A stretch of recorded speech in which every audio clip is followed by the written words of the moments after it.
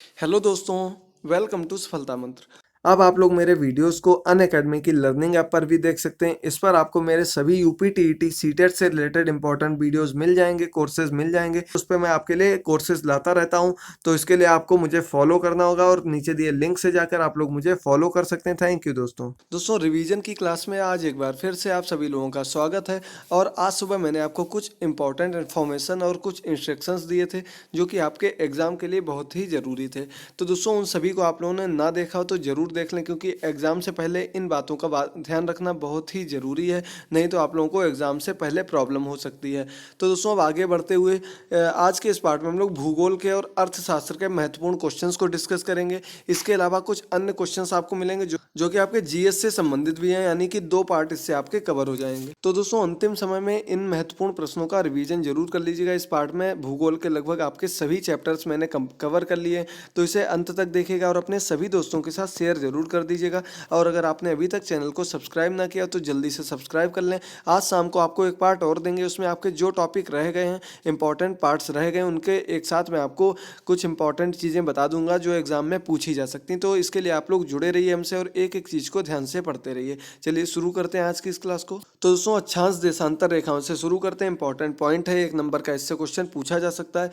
दोस्तों अक्षांश रेखाएं जो होती हैं पृथ्वी के ग्लोब में कुल 181 इनकी संख्या होती है। काल्पनिक रेखाएं होती हैं, जितनी भी ये रेखाएं मैं आपको बताऊंगा ये सभी काल्पनिक रेखाएं होती हैं। और एक से दूसरी अक्षांश रेखा की दूरी जो होती है ये 111 किलोमीटर की होती है। अक्षांश रेखाओं से किसी स्थान के तापमान और जलवायु का ज्ञान होता है, पता चलता है। अगले इसके बाद आती हैं भूमध्य रेखाएं। इन्हें भूमध्य रेखाओं को विषुवत रेखाएं भी कहा जाता है। ये दक्षिण अमेरिका, अफ्रीका महाद्वीप, एशिया महाद्वीप से होकर गुजरती हैं। जिसके बाद अगली है कर्क रेखा। तो यह रेखा भूमध्य रेखा के उत्तर में 23.5 डिग्री उत्तरी अक्षांश पर होती हैं, तो इन्हें कर्क रेखा कहा जाता है। इस प्रकार की रेखाएं होती हैं, तो जो ये इस जगह से गुजरती हैं इन्हें कर्क रेखा कहा जाता है। बीच वाली जो होती है भूमध्य रेखा होती है, तो नीचे वाली रेखा जो होती है उसे मकर रेखा कहते हैं। इतना पार्ट अगर आपने समझ लिया तो आप लोगों का 1 नंबर निश्चित पक्का हो जाएगा।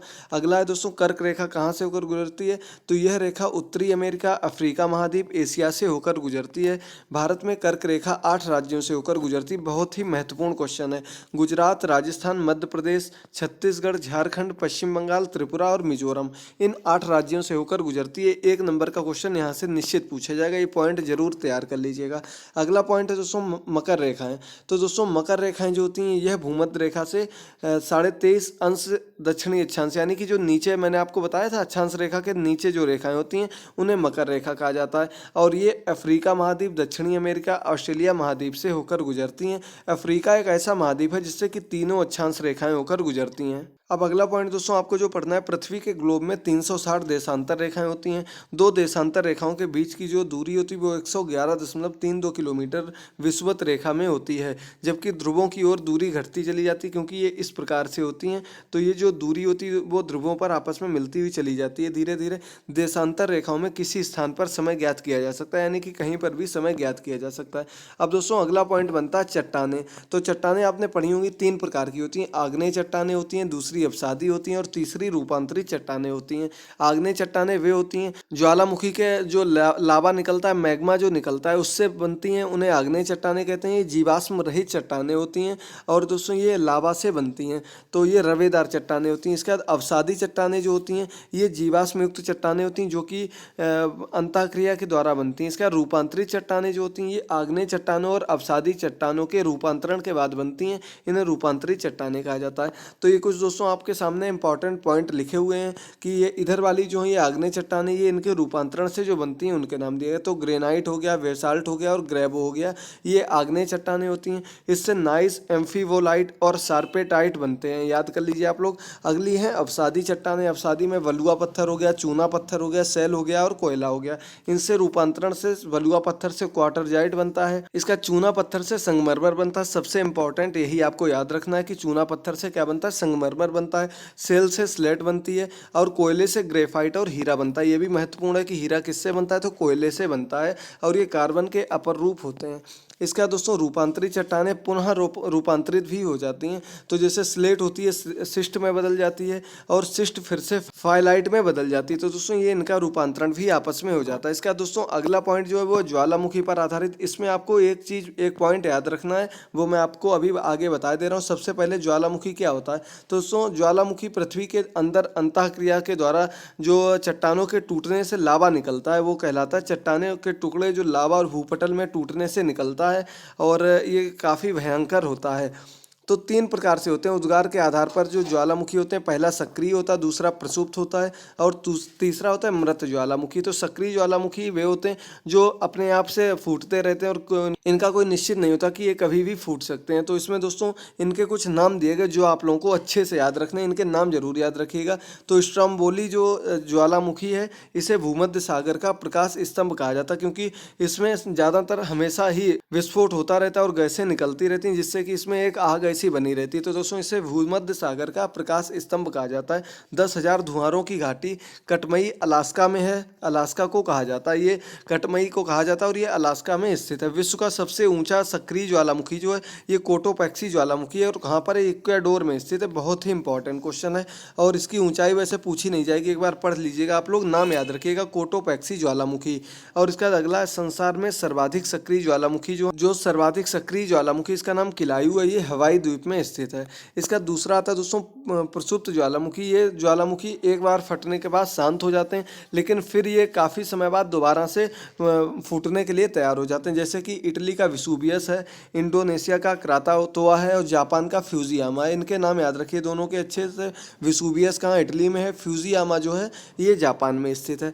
अगला इसके बाद आता है मृत ज्वालामुखी। तो भूगर्भीय इतिहास के अनुसार बहुत लंबे समय पुनः उद्गार जो नहीं होते, यानी कि जो एक बार फूट जाते हैं और पुनः से ज्वालामुखी प्रस्फुटित नहीं होते हैं, दोबारा से उनका उद्गार नहीं होता, वो मृत ज्वालामुखी कहलाते हैं। जैसे म्यांमार का माउंट पोपा है, तंजानिया का किलिमंजारो है, ईरान का कोहू सुल्तान है, देवबंद है। इसके बाद जो अगला दक्षिण अफ्रीका यानी कि इक्वाडोर का चंबारेजो है, ये ज्वालामुखी मृत ज्वालामुखी के अंतर्गत आते हैं। अब दोस्तों एक क्वेश्चन का आंसर आप लोगों को कमेंट बॉक्स में देना है। मैं आपको पहले पढ़ा भी चुका हूँ कि इंडिया में जो अंडमान निकोबार में एक ज्वालामुखी स्थित है उसका नाम क्या है, उसका आंसर आप लोगों को कमेंट बॉक्स में देना। अपने आंसर अधिक से अधिक संख्या में जरूर देने। चीज़ मैं आपको पहले पढ़ा चुका हूँ विश्व के भूगोल के अंतर्गत, तो आपको ये चीज़ें याद होनी चाहिए। दोबारा आप लोग अच्छे से रिवाइज करते रहे, इससे क्वेश्चन निश्चित मिलेगा। अब दोस्तों अगला एक नदियां और उनके उद्गम स्थल। विलय नहीं पूछा जाएगा, लेकिन नदियां उनके और उनके उद्गम स्थल जो है वो देख लीजिए आप लोग।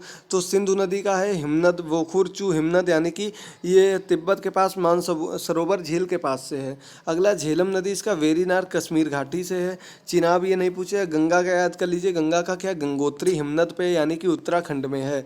यमुना का यमुनोत्री हिमानी पर है, ये भी उत्तराखंड में ही आता है। अगला चंबल है, ये कहाँ पर है, मऊ में है, जानपाव पहाड़ी में। गोमती नदी का जरूर याद कर लीजिए, ये किस शहर के किनारे है। तो दोस्तों ये लखनऊ शहर के किनारे बसी हुई नदी है। और पीलीभीत दोस्तों, जो उत्तर प्रदेश में पीलीभीत है, वहाँ से ये नदी निकलती है और बाद में गंगा नदी में मिल जाती है। अगली ब्रह्मपुत्र याद कर लीजिए, ये मानसरोवर झील में के पूर्व में इसका हिमनद में है और दोस्तों ये बांग्लादेश होती हुई बंगाल की खाड़ी में गिर जाती है। अगली महानदी है, तो दोस्तों ये रायपुर छत्तीसगढ़ से इसका है, गोदावरी नासिक से है और कृष्णा नदी महाबलेश्वर से है, कावेरी नदी ब्रह्मगिर की पहाड़ियाँ से, नर्मदा नदी अमरकंटक से, ये भी याद कर लीजिएगा। और रामगंगा नैनीताल के पास से, ये भी गंगा नदी की सहायक नदी है जो कि कन्नौज के पास स्थान से गंगा नदी में मिल जाती है। अब दोस्तों ये कुछ भौगोलिक घटनाएं हैं या भौगोलिक जानकारी है जो आप लोगों को याद रखनी भारत से संबंधित है। तो सबसे पहला कि भारत में कर्क रेखा कितने राज्यों से गुजरती है, तो 8 राज्यों से गुजरती है।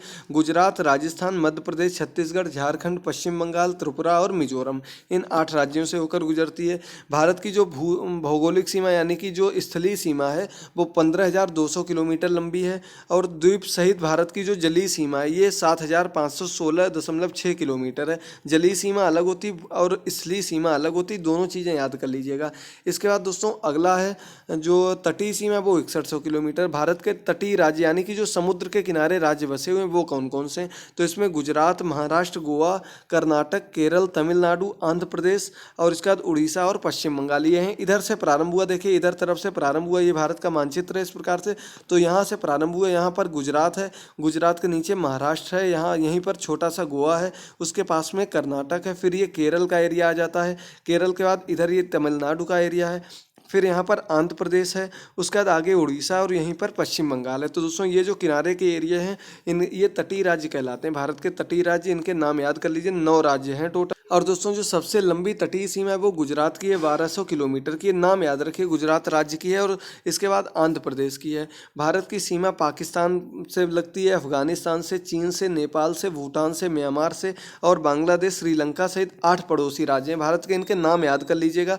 और जो आपसे इससे अन्य क्वेश्चन बन सकता है वो ये है कि सबसे लंबी सीमा किससे लगती है? तो ये बांग्लादेश से 4096 किलोमीटर की सीमा जो है वो बांग्लादेश से लगती है। और सबसे छोटी सीमा जो वो सिर्फ 80 किलोमीटर की अफगानिस्तान से लगती है। ये दोनों पॉइंट आप लोग अच्छे से याद कर लीजिएगा। तो दोस्तों अगले पॉइंट में ये कुछ उद्यान दिए गए हैं, ये कहाँ पर स्थित हैं ये दिया गया, और वन्य जीव जो यहाँ पर प्रसिद्ध हैं वो भी दिए गए हैं। तो इसमें आपको जो मैं बता दे रहा हूँ वो आप लोग पढ़ दीजिएगा, वन्य जीव आप लोग बाद में पढ़ते रहिएगा। तो काजीरंगा याद कर लीजिएगा, ये कहाँ पर? असम में स्थित है। मानस जो है ये भी असम में है, बारपेटा में। सिर्फ आप लोग राज्य का नाम पढ़ लीजिएगा। नामदफा कहाँ? अरुणाचल प्रदेश में है। चंद्रप्रभा याद कर लीजिएगा, चंदौली में, वाराणसी में, उत्तर प्रदेश में स्थित है। दुधवा है लखीमपुर खीरी में, उत्तर प्रदेश में। जिम कॉर्बेट सबसे पुराना नेशनल पार्क है और ये नैनीताल उत्तराखंड में स्थित है। अगला दोस्तों सिमलीपाल जो है ये उड़ीसा में है। अब आपको आगे याद रखना है बांदीपुर जो है ये कर्नाटक में स्थित है। पेरियार ये केरल में है, पेरियार नदी के किनारे, जगह का नाम इडुक्की है। गिर जो है गिर जूनागढ़ में है। और गिर राष्ट्रीय उद्यान जो गुजरात में स्थित है। यहाँ पर दोस्तों जंगली गधे सबसे ज़्यादा पाए जाते हैं, सबसे ज़्यादा प्रसिद्ध हैं। इसके बाद जल्दापारा पश्चिम बंगाल में है। और अब आप लोगों को कान्हा किस लिए याद रखना, जो कि मध्य प्रदेश में स्थित है, बांधवगढ़ मध्य प्रदेश में स्थित है। इससे आपको एक क्वेश्चन मिलने की संभावना है। अगला रणथंभौर जो है ये सवाई माधोपुर यानी कि राजस्थान में स्थित है। केवलादेव राजस्थान में है, सरिस्का भी राजस्थान में है। और रोहिला जो है ये हिमाचल प्रदेश में स्थित है, याद कर लीजिए आप लोग अच्छे से। अब इसके बाद बढ़ते हैं अगले टॉपिक पर। ये दोस्तों विश्व के भूगोल से संबंधित कुछ घटनाएं हैं और कुछ महत्वपूर्ण जानकारियां हैं, इन्हें भी याद कर लीजिएगा। उम्मीद करते हैं क्वेश्चन यहाँ से भी मिल सकता है आपको। तो दोस्तों सबसे पहला है, विश्व में सबसे लंबी नदी कौन सी? तो नील नदी सबसे लंबी नदी है। आयतन की दृष्टि से सबसे बड़ी नदी जो अमेजोन नदी है। और ये अमेजन नदी कहाँ पर है? तो दोस्तों ये अमेरिका में है। अमेरिका से होते हुए ब्राज़ील, पेरू कई देशों में बहती है। अगली कांगो और जायरे नदियाँ जो हैं ये वह नदियाँ जो विषुवत रेखा को 2 बार काटती हैं। और ये कहाँ पर हैं?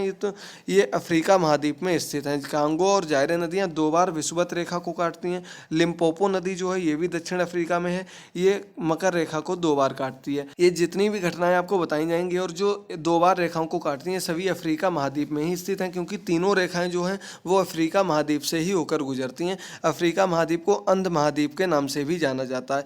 अगला, भारत की सबसे बड़ी नदी जो वो गंगा नदी है। मरे डार्लिंग नदियाँ ऑस्ट्रेलिया की सबसे बड़ी नदियाँ, नाम याद कर लीजिए दोनों के। पिछली बार 2-3 पर्वत पूछे गए थे, तो उम्मीद करते हैं कि 1-2 नदियाँ इस बार पूछी जा सकती हैं, इसलिए नाम याद रखिएगा। चीन का शोक हुआंगहो नदी को कहा जाता है। बिहार का शोक कोसी नदी को कहा जाता है। और पश्चिम बंगाल का शोक जो बंगाल का शोक दामोदर नदी को कहा जाता है। और सबसे बड़ा जैविक मरुस्थल जो बनता है वो इसी नदी में बनता है, दामोदर नदी में। इसे इस नाम से भी जाना जाता है, जैविक मरुस्थल के नाम से, तो ये दामोदर नदी है। कोसी नदी सबसे ज़्यादा अपना रास्ता परिवर्तित करती है, इसलिए इसे बिहार का शोक कहा जाता है। और विश्व का सबसे सुंदर डेल्टा जो बनता है ये सुंदरवन डेल्टा है, और ये गंगा ब्रह्मपुत्र नदी से बनता है पश्चिम बंगाल में। इसे सुंदरवन डेल्टा के नाम से जाना जाता है, याद कर लीजिए आप लोग। अब इसके बाद अगले पॉइंट पर बढ़ते हैं। इसके पहले दोस्तों बात कर लेते हैं कि जो आप लोग पेपर कैंसिल होने की बात फैला रहे हैं या किसी ने आपसे कही है, तो दोस्तों इन बातों पर बिल्कुल ध्यान मत दीजिए। अगर ऐसी कोई भी बात होगी तो सबसे पहले मैं आपको इन्फॉर्म कर दूंगा। अभी ये सिर्फ अफवाहें चल रही हैं और कोर्ट से भी अभी तक कोई भी अपडेट नहीं मिला है। आगे अगर कोई अपडेट मिलता है तो मैं आप लोगों को बता दूंगा। अपना माइंड डिस्टर्ब मत करिए, अपनी पढ़ाई में लगे रहिए, टाइम बिल्कुल कम है। जितना आप लोग पढ़ चुके हैं उसका रिवाइज करिए 1-2 बार, और अपने टेंशन फ्री होकर जो डॉक्यूमेंट बताएं उन सभी को संभाल कर रख लीजिए। लीजिए, क्योंकि टाइम नहीं है और इन सब बातों में अपना टाइम वेस्ट मत करिए। अब अगले पॉइंट पर बढ़ते हैं। सतलज नदी पर बनी हुई है भाखड़ा नागल बांध परियोजना। इसके बाद दामोदर घाटी परियोजना दामोदर नदी पर है, पश्चिम बंगाल में। हीराकुंड याद रखना, ये कहाँ पर है? महानदी पर है और ये उड़ीसा राज्य में स्थित है। हीराकुंड बांध परियोजना महानदी पर है। चंबल परियोजना जो है राजस्थान और मध्य प्रदेश, मेनली राजस्थान के लिए है और ये चंबल नदी पर बनी हुई। चंबल नदी जो है ये मध्य प्रदेश, उत्तर प्रदेश और राजस्थान 3 राज्यों से होकर बहती है। अगली है तुंगभद्रा, ये तुंगभद्रा नदी पर है, ये आप लोगों को नहीं याद करना है। अगला है फरक्का बांध परियोजना और गंडक बांध परियोजना, ये गंडक नदी पर है और फरक्का जो है ये गंगा नदी पर बनी हुई है। इसके बाद अगला इंदिरा गांधी नहर परियोजना जो ये सतलज नदी पर है। रिहंद परियोजना ये उत्तर प्रदेश से संबंधित है, तो पूछा जा सकता है। नदी का नाम है रिहंद नदी, याद कर लीजिए आप लोग। इडुक्की परियोजना, इडुक्की और पेरियार नाम से कोई भी चीज़ आएगी उसका आंसर आप लोगों का केरल होगा। नदी का नाम पेरल है, परियोजना का नाम इडुक्की है और ये पेरियार नदी पर है। टिहरी बांध परियोजना जो है, टिहरी कहाँ पर है? उत्तराखंड में स्थित है, तो यानी कि उत्तराखंड से संबंधित है, भागीरथी नदी से बनी हुई है। इसके बाद अगले दोस्तों अगले पॉइंट पर देख लेते हैं, तो माता टीला याद कर लीजिए आप लोग, बेतवा नदी पर है, उत्तर प्रदेश से संबंधित है, इसलिए याद कर लीजिए आप लोग। अब आप लोगों को एक ये याद रखना, दुलहस्ती, ये चिनाब नदी पर है, जम्मू कश्मीर में स्थित है। इसके अलावा अन्य आप लोग पढ़ सकते हैं, ज़्यादा आप लोगों का टाइम वेस्ट ना हो, इसलिए बढ़ते हैं अगले टॉपिक पर। तो ये कुछ महत्वपूर्ण दिवस हैं और ये किस तिथि को मनाए जाते हैं, इससे एक क्वेश्चन निश्चित पूछा जाएगा। पिछली बार 2-3 क्वेश्चन पूछे गए थे करंट और सभी से मिलाकर, तो ये इन्हें जरूर याद कर लीजिएगा। तो विश्व वानिकी दिवस जो मनाया जाता है 21 मार्च को होता है। विश्व जल दिवस 22 मार्च को होता है। विश्व मौसम विज्ञान दिवस 23 मार्च को होता है। इसका विश्व स्वास्थ्य दिवस जरूर याद कर लीजिएगा, 7 अप्रैल को होता है, इस बार पूछा जा सकता है। जल संसाधन दिवस 10 अप्रैल को होता है। पृथ्वी दिवस जो होता है ये 22 अप्रैल को मनाया जाता है। विश्व प्रवासी पक्षी दिवस जो होता है ये 8 मई को मनाया जाता है और प्रवासी भारतीय दिवस जो होता है वो 9 जनवरी को मनाया जाता है। इसके बाद जो इस बार प्रवासी भारतीय सम्मेलन हो रहा है वो 21 जनवरी से 23 जनवरी के मध्य बनारस में हो रहा है, तो याद कर लीजिए, इससे 1 नंबर का क्वेश्चन पूछे जाने की बहुत ज़्यादा चांसेज है, बनारस में होगा। अगला जैव विविधता दिवस है जो 22 मई को मनाया जाता है और इसके बाद विश्व पर्यावरण दिवस 5 जून को मनाया जाता है, इंपॉर्टेंट है, याद कर लीजिएगा। भूगर्भ जल दिवस मनाया जाता है 10 जून को। विश्व जनसंख्या दिवस 11 जुलाई को मनाया जाता है और इसके अलावा दोस्तों जो योग दिवस मनाया जाता है वो 21 जून को मनाया जाता है, ये भी याद कर लीजिए, इंपॉर्टेंट क्वेश्चन है, पूछा जा सकता है आपसे। और इसका जो थीम था इस बार शांति के लिए योग, ये इसका थीम था, याद कर लीजिए आप लोग। अगला ओजोन परत संरक्षण दिवस जो है ये मनाया जाता है 16 सितंबर को। इसका विश्व पशु कल्याण दिवस 4 अक्टूबर को मनाया जाता है। विश्व वन्य प्राणी दिवस मनाया जाता है 6 अक्टूबर को और इसका विश्व खाद्य दिवस मनाया जाता है 16 अक्टूबर को। विश्व बाघ दिवस 29 जुलाई को मनाया जाता है, पिछली बार ये क्वेश्चन पूछा गया था। अब इसमें गौरैया दिवस आपको और याद रखना है, 20 मार्च को मनाया जाता है और एक तो जुलाई के प्रथम सप्ताह में, और इसका वन महोत्सव दिया रहेगा तो जुलाई के प्रथम सप्ताह में। वन्य जीव सप्ताह रहेगा तो ये अक्टूबर के प्रथम सप्ताह में मनाया जाता है। गौरैया दिवस भी याद कर लीजिएगा, पूछा जा सकता है आपसे। अब अगला दोस्तों है विश्व के प्रमुख घास के मैदान, एक क्वेश्चन पिछली बार इससे पूछा गया था, इसलिए ये ज़्यादा नहीं है, 4-5 हैं, याद कर लीजिएगा, इन्हीं से अगर आएगा तो पूछा जा सकता है। तो सवाना कहाँ है? सवाना अफ्रीका में घास का मैदान है, उसका नाम है। प्रेरी जो है ये उत्तरी अमेरिका में है, इंपॉर्टेंट क्वेश्चन है। पंपास अर्जेंटीना में यानी कि दक्षिण अफ्रीका में, इनमें से कोई एक आपको ऑप्शन मिलेगा। पंपास जो है। डाउन्स है ऑस्ट्रेलिया में, ये भी इंपॉर्टेंट है, पूछा जा सकता है। डाउन्स कहाँ पर है? ऑस्ट्रेलिया में। स्टेपीज जो है ये यूरेशिया में है और वेल्ड जो है ये दक्षिण अफ्रीका में। वेल्ड हो गया दक्षिण अफ्रीका में, स्टेपीज यूरेशिया में और डाउन्स जो है ये ऑस्ट्रेलिया में। जल्दी जल्दी एक एक चीज़ याद करते रहिए, इससे आपका टाइम भी कम वेस्ट होगा और आपके दिमाग में एक बार चीज़ पहुँच जाएगी तो आप लोग उसे बाद में रिवाइज कर सकते हैं, या जब ऑप्शन देखेंगे तो आपको अपने आप समझ में आ जाएगा। बस कॉन्फिडेंट बने रहिए और एक एक चीज़ को समझते रहिए साथ। इसके बाद अगला दोस्तों भारतीय रिजर्व बैंक जो है इसकी स्थापना कब हुई थी? तो ये 1 अप्रैल 1935 को मुंबई में हुई थी। दोस्तों इकोनॉमिक्स से संबंधित कुछ पार्ट है जो आप लोगों को याद करना है। तो भारतीय रिजर्व बैंक 1935 में इसकी स्थापना हुई मुंबई में। इंपीरियल बैंक जिसे बाद में भारतीय स्टेट बैंक का नाम दे दिया गया था, इसकी स्थापना 1921 में हुई थी, मुंबई में हुई थी, लेकिन 1 जुलाई 1955 को इसका नाम बदलकर विलय कर दिया गया था। इसका नाम हो गया था भारतीय स्टेट बैंक, SBI नाम से हो गया था। अगला रिजर्व बैंक का राष्ट्रीयकरण कब हुआ? तो 1 जनवरी 1949 को हुआ था। भारतीय स्टेट बैंक का 1 जुलाई 1955 को हुआ था, देखिए लिखा हुआ है। तो ये इंपीरियल बैंक को ही बदलकर बनाया गया था। अगला आपको जो इसमें याद रखना है, IDBI बैंक देख लीजिए 1964 में हुआ था और सिडबी देख लीजिएगा, भारतीय लघु उद्योग विकास बैंक जो है ये 2 अप्रैल 1990 को लखनऊ में हुआ था, ये इंपॉर्टेंट है सिडबी।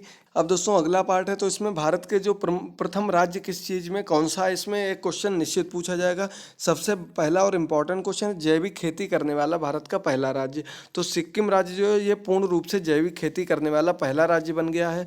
और इसके बाद दोस्तों पवन कुमार चामलिंग यहाँ के मुख्यमंत्री हैं, सबसे ज़्यादा समय तक मुख्यमंत्री रहने वाले पहले ऐसे मुख्यमंत्री जो लगभग 24 साल से मुख्यमंत्री हैं, पवन कुमार चामलिंग नाम है उनका। अगला, सूचना का अधिकार लागू करने वाला पहला राज्य है जो है तमिलनाडु है। इसके साथ ही देखिए तमिलनाडु जो है मिड डे मील प्रारंभ करने वाला भी पहला राज्य है। अगला है दोस्तों, वैट लागू करने वाला पहला राज्य हरियाणा है। विश्व बैंक को कार्बन क्रेडिट बेचने वाला पहला राज्य हिमाचल है। पूर्ण साक्षरता वाला पहला राज्य जो है केरल है, और सबसे अधिक साक्षरता प्रतिशत वाला राज्य भी केरल है। प्लास्टिक बैग पर प्रतिबंध लगाने वाला पहला राज्य जो वो है हिमाचल प्रदेश है। मृतकों की गणना करने वाला पहला राज्य है Karnataka.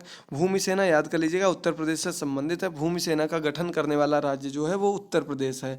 Mid day meal Tamil Nadu में प्रारंभ हुआ था। महिला बैंक स्थापित करने वाला महाराष्ट्र है, मुंबई में स्थापित की गई पहली महिला बैंक। और इसका दोस्तों रोजगार गारंटी योजना जो चलाई गई थी महाराष्ट्र में प्रारंभ की गई थी।